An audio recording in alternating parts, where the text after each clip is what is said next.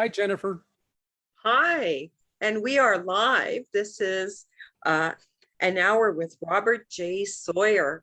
And if you haven't heard of him, well, I think you could probably tell us more about who you are than I could.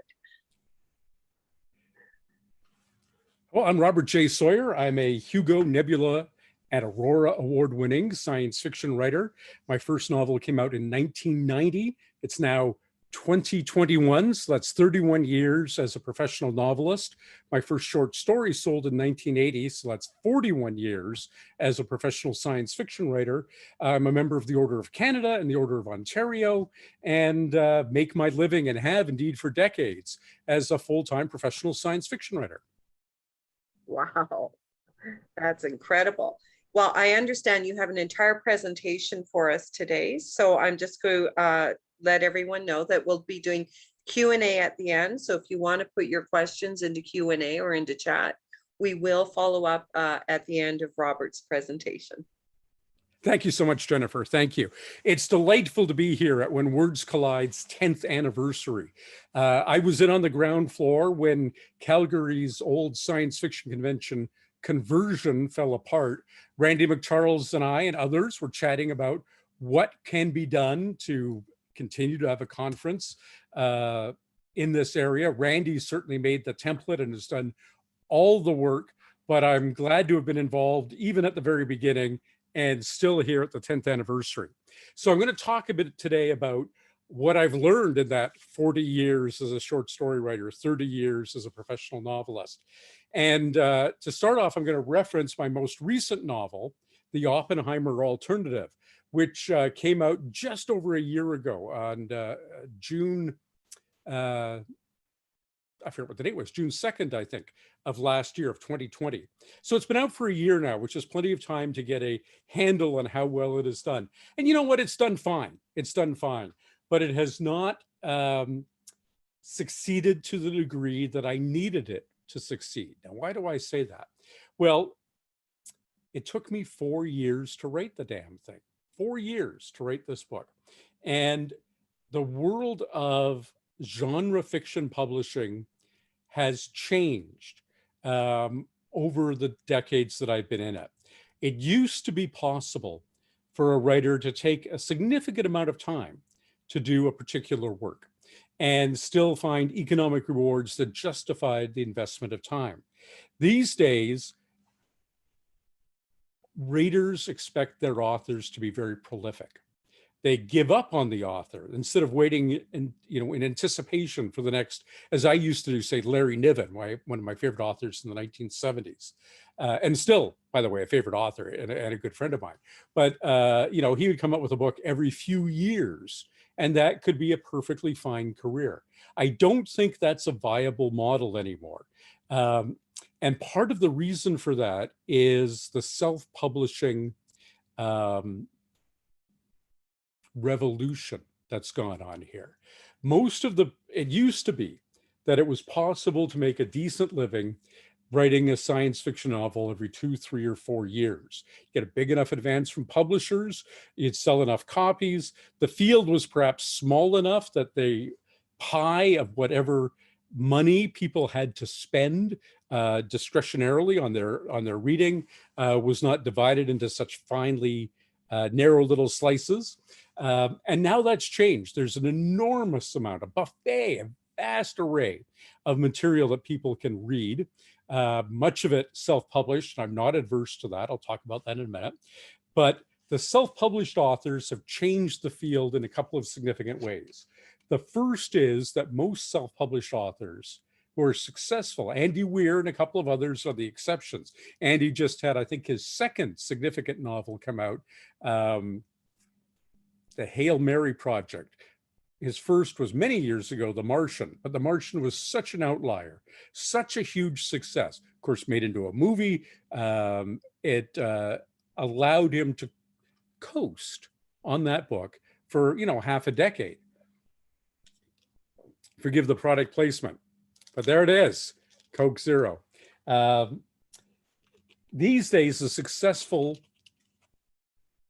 self-published author is producing 2 books a year, 3 books a year, 4 books a year, 5 books a year. Many are producing 6 books a year. That's a novel every 60 days.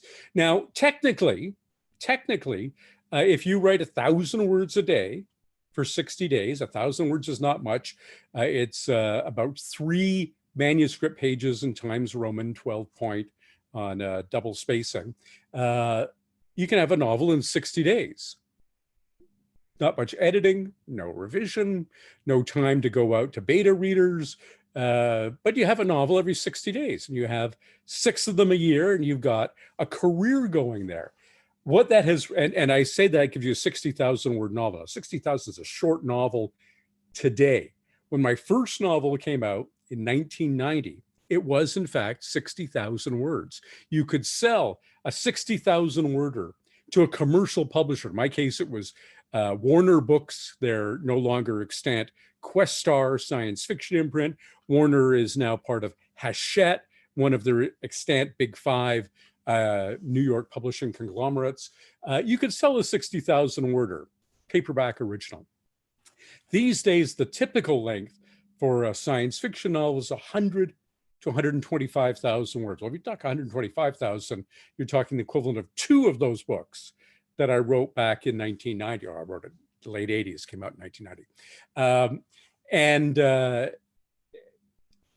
People who are doing self-publishing aren't doing that. They're doing 40,000 words, 50,000, 60, shorter books, out more frequently, and forgive me, but in most cases, less ambitious books.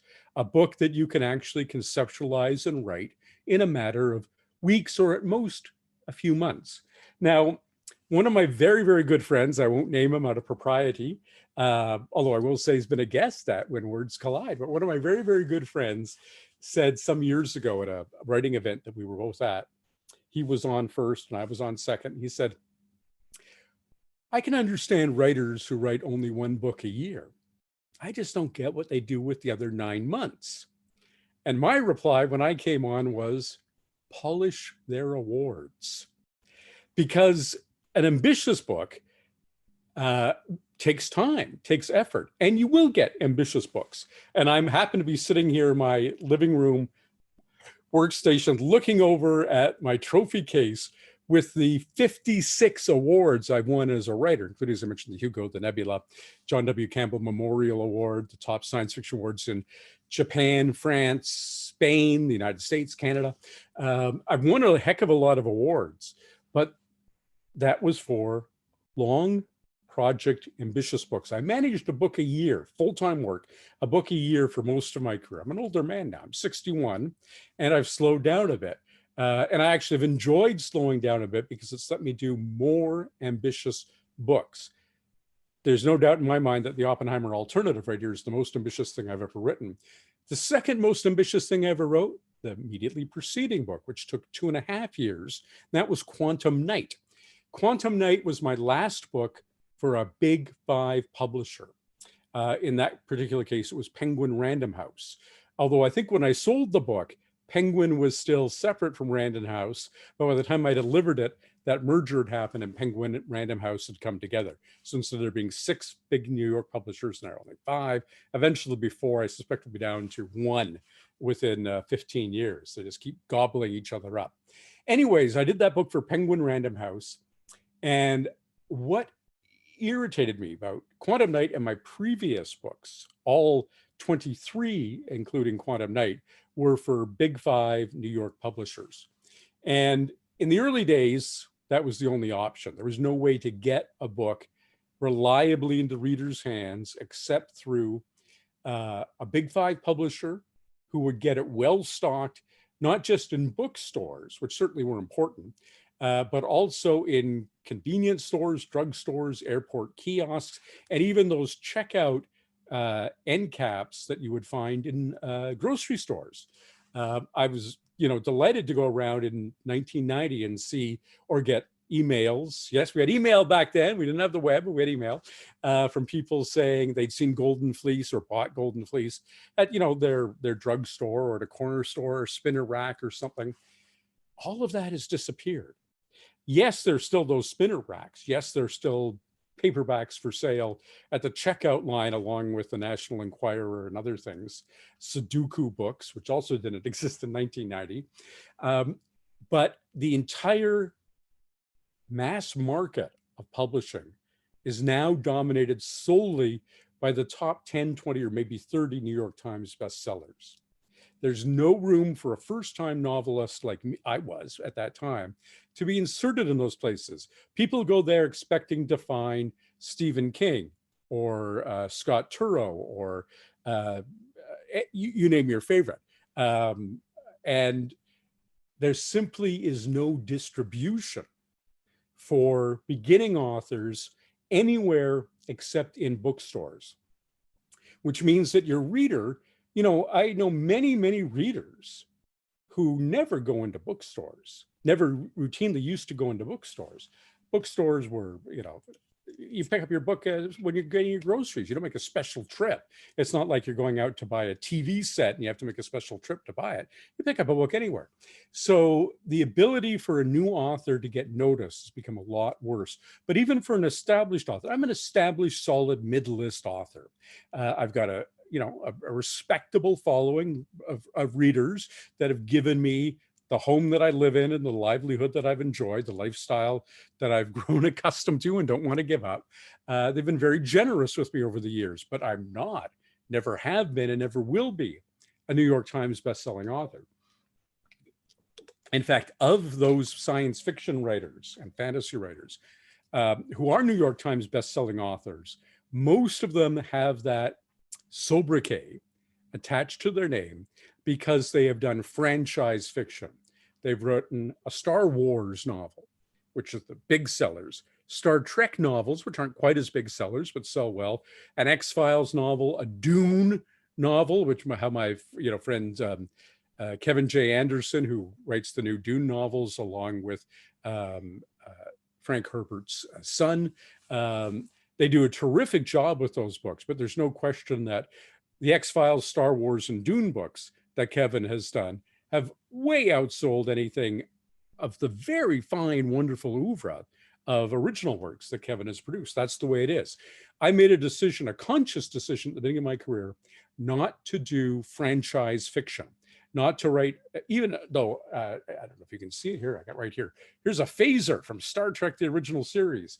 If you looked up over here, you'd see the Enterprise, there's Planet of the Apes figure right here, a Doctor Who figure right off camera here. I love the big television and movie franchises of science fiction. But I made a decision early on that I was going to explore, to coin a phrase, strange new worlds, not rehash tired old ones. I was not going to do franchise fiction. And I've turned down contracts offered to me to do that kind of work. It meant that I never got on the New York Times bestsellers list and never got on those. Now I'm not on those end caps, not anywhere but in bookstores. Well, that really hurt the Oppenheimer alternative because it came out in the middle of a pandemic when bookstores were either closed or only a maniac was going shopping. Take your life into your hands. Now, I figure if you're going to die, you might as well die going to get a Rob Sawyer novel. I mean, it's a good way to put an end to your days, but I don't recommend it. And indeed, it was a really hard year for everybody who wasn't in those already an established bestseller who was in the non-bookstore venues. Now, the reason I left the big five commercial publishers and Penguin Random House Canada, who was my Canadian publisher, and Ace Science Fiction, who was my most recent American publisher, which is a division, an imprint of Penguin Random House USA. It treated me very well, paid me on time, which not all publishers do. And, I'd been very fond of my editors in both countries, but more and more, for an author to make a living, you've got to be in the ebook marketplace.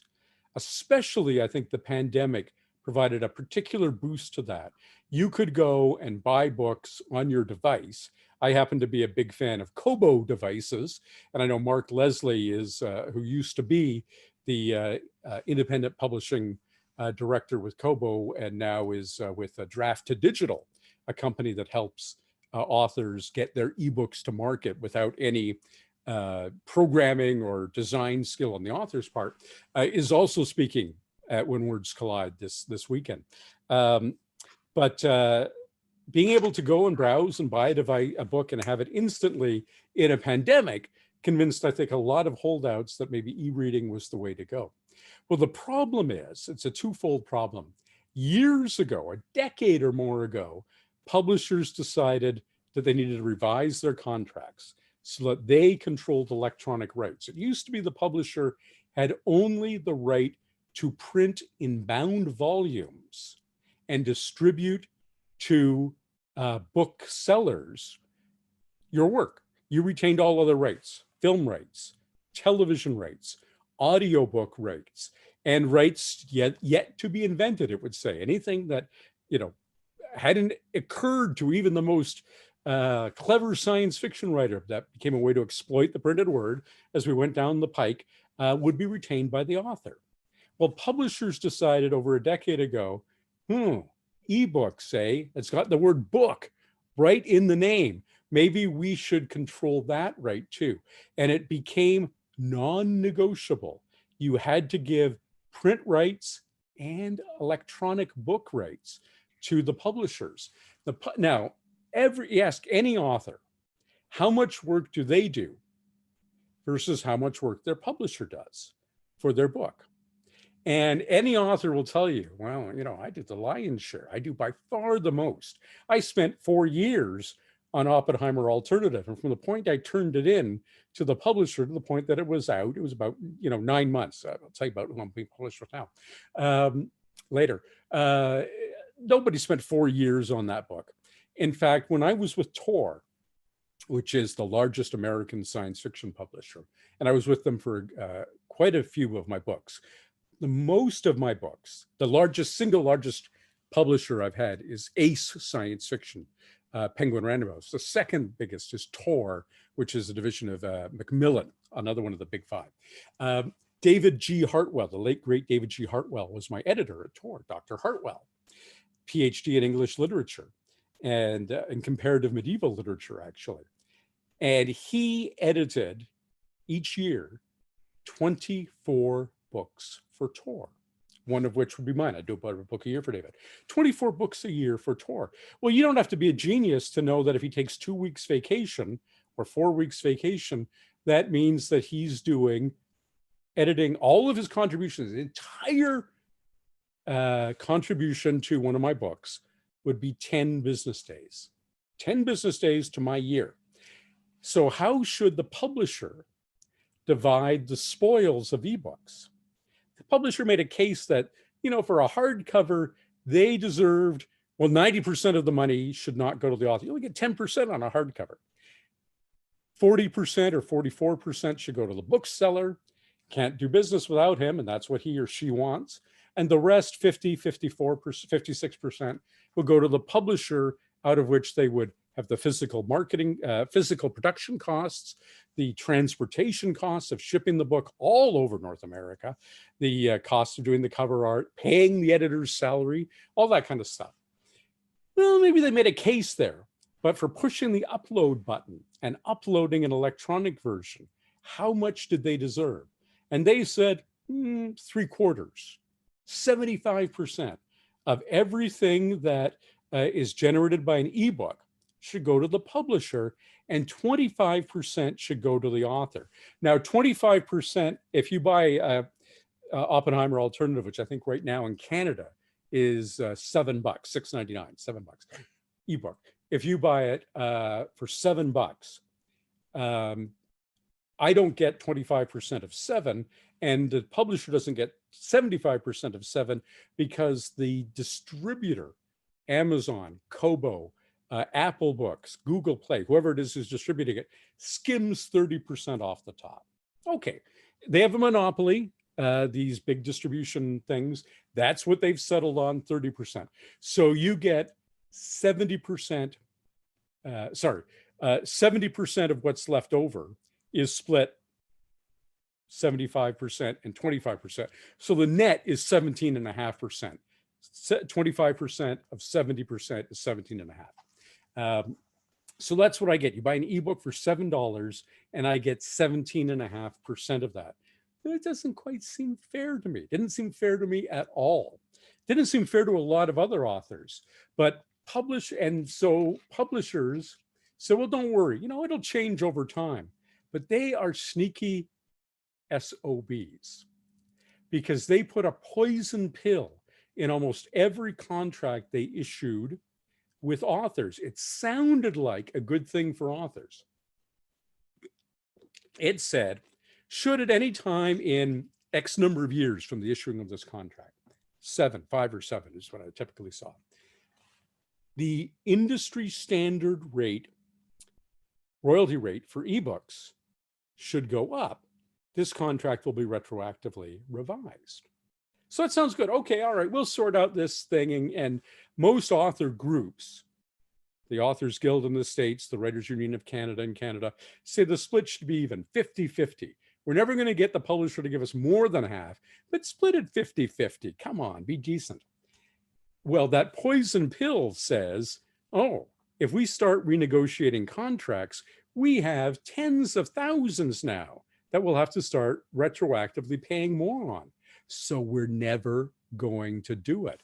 What sounded like they were being reasonable was in fact a way for their corporate business affairs people to say, no, no, no, we will never budge on that 25-75 split because there are hundred thousands of contracts out there that we'd have to start giving more money to, and we ain't going to do that.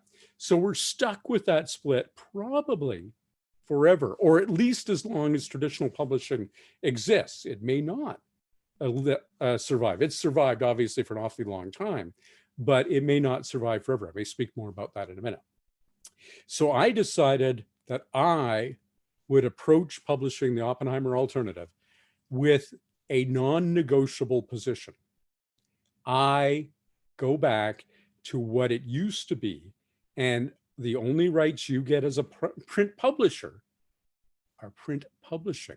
The only thing you can do, I'm going to license you, is print the book and distribute it to booksellers. All other rights, including electronic books, I'm going to retain for myself.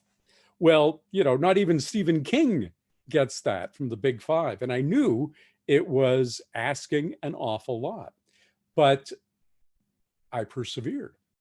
And I had a good relationship here in Canada with a small press. Well, no, I shouldn't say small press. That's not fair to them. A mid-sized press. By Canadian standards, you might even consider it a major press. Fitzhenry and Whiteside.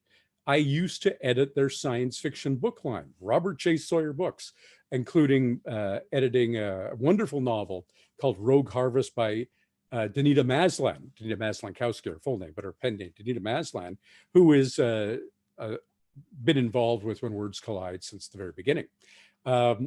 So we made a deal. I called up Sharon Fitzhenry, or actually I wrote to her, Sharon Fitzhenry, the Fitzhenry now, having inherited the company from her father, Fitzhenry and Whiteside, and said, look, here's what I'm offering. Are you interested? And she called me up and said, of course, we're interested. We'll make lots of money publishing you in print. You can have the ebook rights.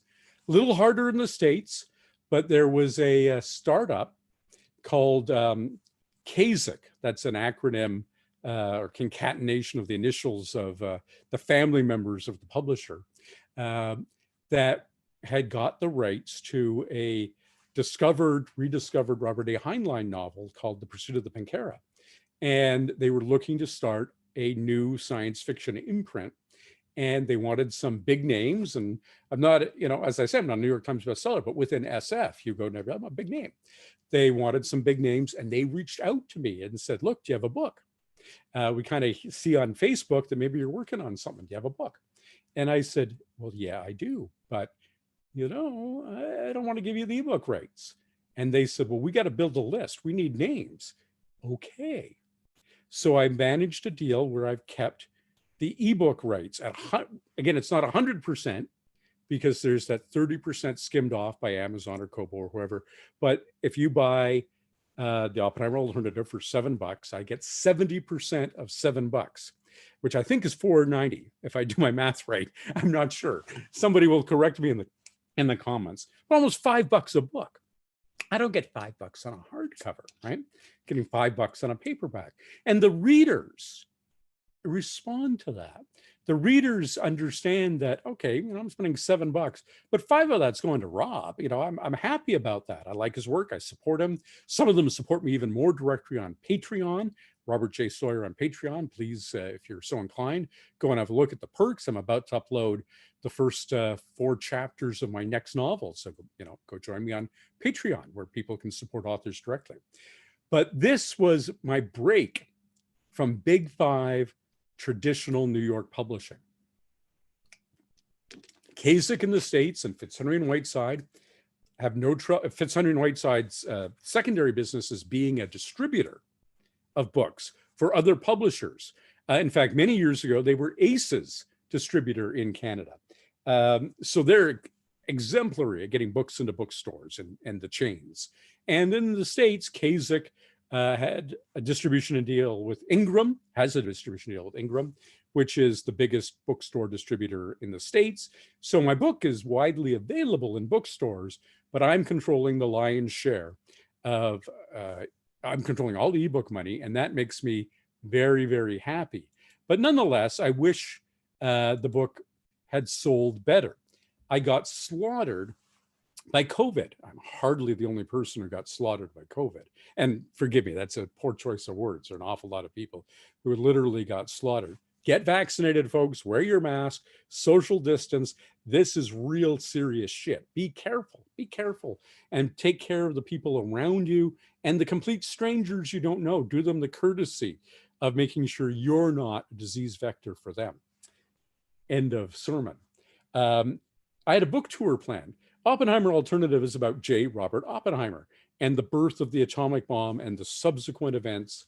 It's an alternate history novel. It's absolutely pure quill, hard science fiction, but incredibly rooted in reality. I had spent, of those 4 years, well over a year, about a year and a half, doing nothing but research into Oppenheimer and Los Alamos and Trinity test, the atomic bombing of Hiroshima and Nagasaki, and Oppenheimer's security clearance hearings, all of that. So I'd arranged a book launch in New Mexico, which is where the Oppenheimer and his team invented the atomic bomb, at the New Mexico Air and Space Museum. I had a book tour booked across Canada and down into parts of the United States. And then COVID hit and you couldn't travel. And the bookstores mostly closed up.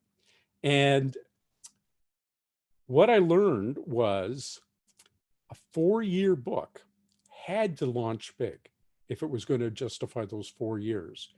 That I had put all my eggs in one basket, and that single basket was easily toppled over. So yeah, the Oppenheimer Alternative made me money. Did it make me enough money to justify the time I spent on it? Not yet. Now, retain all those rights.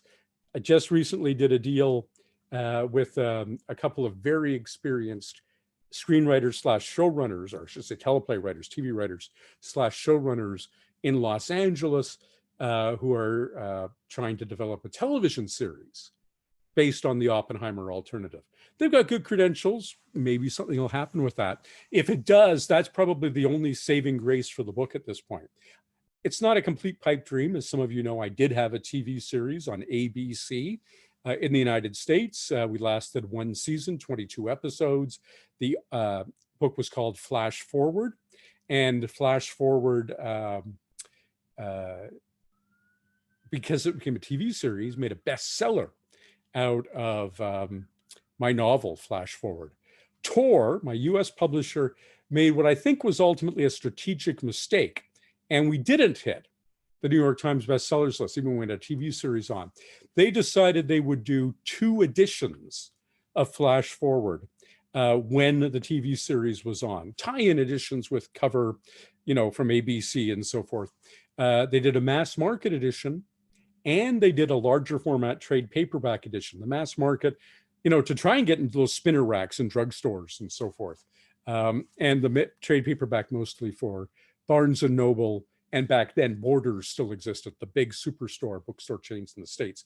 But that split it into two ISBNs, split it into two editions, and although they both sold well, one edition in aggregate might have actually kissed the bottom of the New York Times list.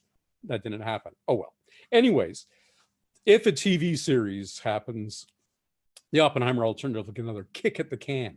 But that's a 1 in 100 chance, be a 1 in 1,000 chance for most authors. But because I've had one before, because I've got a track record, because that series was a critical, if not ultimately a ratings success, and it was axed not just because of ratings, it was axed because it was expensive. Joseph Fiennes, our star, cost a lot of money.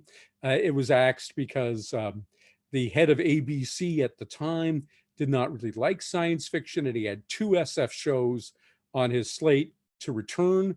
One the following year, he only wanted to bring one back. And he had the remake of V, and he had our show. V cost $250,000 an episode. We cost $400,000. And there we went. We were a simple economic decision to get rid of us. We'll see what happens. But now I sit here deciding what to do next. I am working on another project. It's a novel. It will be a novel eventually, but it's actually going to be initially a 10-part serialized, 10-part half-hour serialized radio drama for Audible. I'm working with Greg Sinclair, who is a producer, used to be with CBC radio drama department in Toronto, who I worked with many years ago. We're working together. We're a great team. Audible bought it for quite a considerable amount of money. I'm going to make more money off of this than off of the Oppenheimer Alternative. And that's what I'm doing right now. Will I write another actual novel like the Oppenheimer Alternative? I don't know. I don't have any interest. I just simply do not care to write a novel every 2, 3, or 4 months. I know I could pick any action, adventure, science fiction format and crank out a space opera series, or go back to one of my established series, Wake, Watch, and Wonder, or the Neanderthal Parallax, and knock out books related to those. I don't want to do that. I went into this field because I was ambitious. I went into this field because I wanted not just to entertain, although I hope my book's entertaining, but I wanted to change people's minds and make them think. I didn't necessarily want to make them think what I think. I just wanted to shock people out of their complacency and say, hey, let's give some real thought to multiculturalism.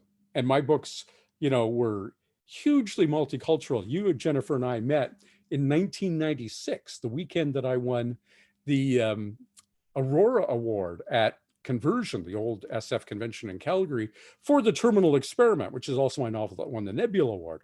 And one reviewer of The Terminal Experiment way back then called it a veritable parade of ethnics, referring to the multiculturalism, which was what I grew up with in Toronto, which is what I live and breathe here in Mississauga, Greater Toronto, which is what we Canadians know and love and celebrate, which is what I, as a member of the Order of Canada, celebrate when I get to officiate at citizenship ceremonies, Canadian citizenship ceremonies, which is the superpower that comes with being a member of the Order of Canada. It was nothing unusual to me to do that. But now, of course, everybody is talking about multiculturalism and making sure there's representation, both in terms of who the authors are, as well as who the characters are. And I can't do anything about being an old white man, but I have always been inclusive in what I wrote. I wanted to be ambitious. I wanted to change the world. I wanted to change the faces people saw in science fiction. I remember a Hollywood producer saying to me about a novel as recently as Triggers, which I think came out in 2013, if I remember correctly. One of the main characters in it is a Sikh. And a Hollywood producer who was thinking of adapting it said, "Why is the guy a Sikh?" And I said, "Why not? You didn't ask why another guy in there is a Canadian. There are more Sikhs in the world than there are Canadians, far more Sikhs. Why not be a Sikh? There are lots of Sikhs. Sikhs are nice people, right? And even as recently as I say, 2013, producers in Hollywood were saying, yeah, but, you know, default to the white guy, default to the white American guy, unless there's a plot reason. And the only plot reason they can think of for having, you know, somebody who's a Sikh or somebody who's a Hindu or somebody who is Islamic in particular is, you know, if they're looking for a villain. And I abhor that thinking. I abhor that thinking. So that guy and I, we never got our production of Triggers made, and probably just as well, given the mindset that was behind it. If I had my career to do over, would I do things differently? You know what? Maybe early on, I started very early in the 80s. I think 84, I did submit a Star Trek novel outline and sample chapters to Pocketbooks, Simon and Schuster, who are the then and now the only licensee that can do Star Trek novels. I was 24 years old. I loved Star Trek, thought I had a great idea for a Star Trek novel, still a great novel. Sent it in, and the editor liked it and said, write the rest. Well, a great and sadly late friend of mine in Toronto was the wonderful science fiction editor, Judith Merrill, best known for her year's best anthologies that really defined quality science fiction in the 50s and early 60s. She had left the United States and moved to Toronto, wonderful lady. And she said, don't write it without a contract. There's no one else you can sell it to. Get a contract.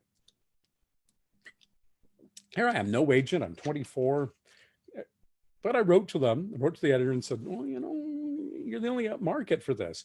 And if I'm going to spend the rest of the year writing this, you got to give me a contract. And he said, okay, I'll go to Paramount. I like the book. I like the proposal. What the hell? We don't usually, but you know, what the heck? We'll give it a try for a first-time novelist. And Paramount came back and said, the controversial stuff in my novel, and this was before there was a Star Trek V, The Final Frontier, I had Captain Kirk killing God in my novel, killing a being who claimed to be God. And they said, no. No discussion of religion allowed in Star Trek novels. And I thought, what the hell is that? The Star Trek TV series had tons of discussion of religion. Episodes like Who Mourns for Adonais, where they actually meet a real literal Greek god who had really visited Earth thousands of years ago and been a real honest to God deity to the people on Earth at that time. And they spurn him and reject him.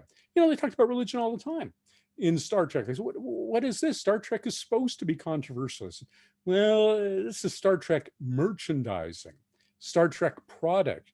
And no, you can't be. And I walked away from it. And I said, no, never again. Never again am I going to be merchandising.